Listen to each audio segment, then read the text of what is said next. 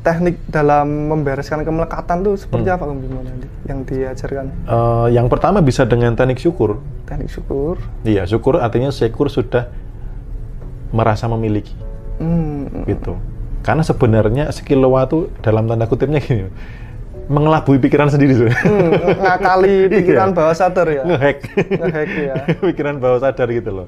Karena bawah sadar tuh nggak ngerti seolah-olah.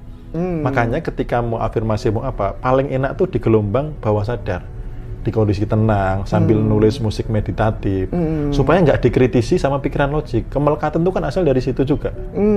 Gitu loh, dikritisi, didebat, dipertanyakan, kemudian terlalu ngarep. Kalau di bawah sadar itu dia nggak kenal waktu sekarang nanti pun nggak ada. Jadi perjalanan loa itu kan harusnya mulus nih. Nah, kemelekatan, vibrasi force itu sebagai hambatan. Tergantung seberapa sering, seberapa banyak, seberapa besar gitu. Makanya butuh kesadaran ketika sudah loa, sepanjang hari yang dipancarkan apa gitu loh. Baik, nanti setelah kita melakukan ritual-ritual dari loa, tetap nanti endingnya di vibrasi itu ya Om ya? Iya, harus di-maintain dengan vibrasi yang power. Karena kalau enggak, misalkan nih, afirmasinya cuma 5 menit. Versi force-nya ini 24 jam dikurang 5 menit berapa? Bahkan mau tidur masih mikir besok makan apa, cicilanku bagaimana gitu loh. Masih ingat seseorang dongkol gitu ya. Terus pas mimpi juga. Ya, nah, akhirnya apa? Itu yang membuat lemahnya afirmasi ini gitu loh. Oke. Letting go itu artinya sudah lepas gitu loh. Lepas dari apa?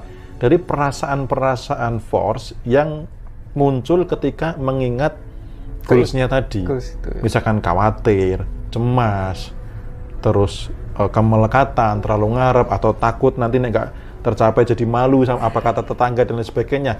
Perasaan-perasaan inilah yang dilepaskan tuh menjadi namanya letting go. Gitu. Jadi ketika letting go bukan berarti tidak boleh request waktu. Saya request waktu beberapa. Gitu loh. Misalkan di tahun berapa, di bulan berapa, tapi kalau tanggal saya belum. Berarti karena tahun ya? Saya kurang nyaman gitu. Nggak tahu ketika menentukan tanggal sekian saya belum nyaman. Gitu. Tapi kalau akhir tahun, kalau di tahun ini, di tahun sekian itu saya merasa masih oke untuk tercapai dan banyak tercapainya. Kecuali yang loa-loa kecil ya. Gitu. Keinginan itu sebenarnya vibrasi force itu masih boleh. Di kadar tertentu. Makanya kemelekatan itu kan sebenarnya bukan keinginan sih, tapi keinginan yang terlalu menggebu-gebu. Kalau hanya keinginan ibaratnya, ya kalau orang nggak punya keinginan, ya akhirnya dia nggak mau ngapa-ngapain, ya duduk di tempat aja. Kita bergerak itu kan karena ada keinginan. Iya, tentu. Tapi kan dalam ranah konteks yang kadar yang cukup. Tapi kalau terlalu, nah itu yang nggak baik.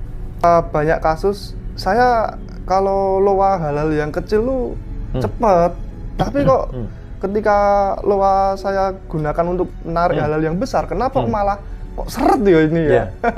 Karena ngarepnya itu. Ngarepnya ya, gitu.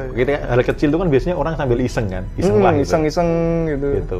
Nah kemudian ada juga contohnya gini, loa itu kan sederhananya kan membayangkan sesuatu untuk mendapatkan sesuatu. Contoh beberapa teman-teman latihan membayangkan ada kupu-kupu ketemu kupu-kupu. Membayangkan kopi, ada kopi datang. Membayangkan apa? Nah, sama membayangkan uang juga datang. Nah, kadang yang membuat kenapa sih yang berhubungan dengan hal besar itu kan hubungannya dengan uang. Kenapa kalau belum tercapai? Karena sepanjang hari frekuensinya nggak selaras dengan uang itu. Masih ngeluh, ngedumel, masih cemas, khawatir. Ya, nanti bayar ini gimana? Nanti jatuh tempo sebentar lagi bagaimana? Nah, itu yang membuat menggagalkan teknik loanya itu karena meng-cancel doa itu ya. Karena tidak selaras, tidak selepas ketika minta hal kecil. Coba ketika minta hal besar itu seperti kayak minta hal kecil, polanya sama, pola di dalam vibrasi sama. Gitu. Tanpa ada kemelekatan gitu. Kalau hal kecil kan nggak ngarep lagi kan. Habis itu kan lupakan aja gitu. Raulah ya gitu. Nggak tercapai pun nggak apa-apa gitu. Iya, iseng-iseng lah gitu. Iseng-iseng. Gitu, berarti untuk menerapkan proses-proses yang Om Bimo ajarkan itu, afirmasi, visualisasi, merasa seolah-olah sudah, itu dilakukan berapa kali Om? Karena dengan paradoksnya gini Om, kalau saya melakukannya tiap hari dibayangkan uang terus, bukankah itu malah menjadi sumber kemelekatan? Semakin saya bayangkan malah semakin melekat dalam pikiran saya. Nah, itu solusinya seperti apa, Om? Ya, jadi sebenarnya frekuensi itu tidak berbanding lurus dengan kemelekatan. Gitu. Yang bahkan sekalipun kalau terlalu ngarep itu kemelekatan. Oh gitu ya. Berkali-kali itu nggak apa-apa di dalam afirmasi.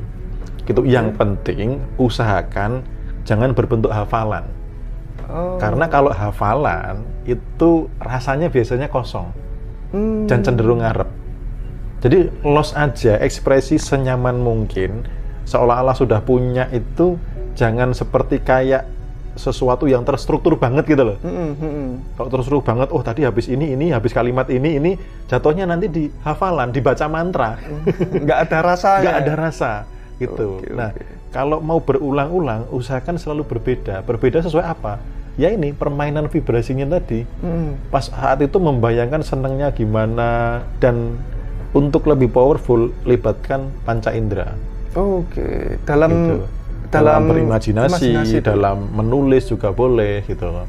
Gitu. Jadi di saat mencapai itu ada peristiwa apa, usahakan panca indera ini terlibat. Misal nih mobil gitu ya, apa yang kamu lihat, gitu.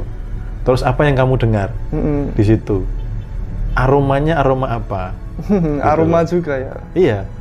Apa yang dilihat, apa yang didengar, kemudian apa yang dirasakan di dalam pengecapan. Misalkan pas naik mobil sambil makan permen, gitu, atau sambil minum kopi botolan, gitu, atau perabanya pas ngeraba setir gimana rasanya, gitu loh, dashboardnya. Jadi semua panca indera ini dilibatkan, seolah-olah saya itu sudah punya. Habis itu lepaskan, gitu. Nah itu diulang-ulang nggak apa-apa. Yang penting vibrasinya seperti itu, merasa sudah punya. Aku pengen ngendarai mobilku lagi lah, itu nggak apa-apa. Jadi dalam imajinasi gitu, wah, meraba. Itu kan di film The Secret itu kan, ya, meraba, gitu, itu kan mobilnya. Bener-bener 5 panca indera semuanya dilibatkan gitu. Gitu. Jadi setiap hari atau apa kan dia masuk ke ruangan itu kan, untuk membayangkan bahwa ini sudah duduk di mobil gitu kan, kayak gini gitu. Itu memang nggak apa-apa. Dengan yang penting bukan di peristiwa frekuensinya, tapi vibrasinya. Dan bagaimana caranya ini, yang namanya kemelekatan tadi, kita tuh mesti ikut andil terus di situ. Nah, bagaimana cara semesta ngatur, ini salah satunya adalah petunjuk intuisi tuh. Petunjuk intuisi. Gitu. Dari pertama kali saya beli, kan itu counter di mall itu kan banyak itu. Kenapa saya belok ke sini gitu kan? Siapa yang belokin gitu? Apakah saya harus mana yang ada? Saya tanya satu-satu. Enggak. Begitu saya lihat, saya nyaman ke sini. Udah, saya di situ ngobrol. Gitu. Begitu ngobrol, sebentar Mas, kok wajahnya nggak asing ya gitu. Ya sudah, akhirnya ngobrol dan dapat kayak gitu. Ketika dapat rumah ini awalnya juga mencari-cari yang mirip seperti yang di imajinasi saya itu belum ketemu gitu loh. Tapi pas mau jalan pulang, istri lihat, itu kayak ada rumah baru dibangun deh, yuk mampir gitu kan. Nah ketika saya masuk, wah ini nih gitu loh. Dan ketika anak saya masuk, itu seneng banget di situ. Ya sudah, nyaman nggak mau, ya udah ambil ini aja. Oke. Dan itu ketepatannya berapa persen Om Bimo sama yang di Om Bimo visualisasikan itu? Kalau yang ketepatannya itu yang 100% adalah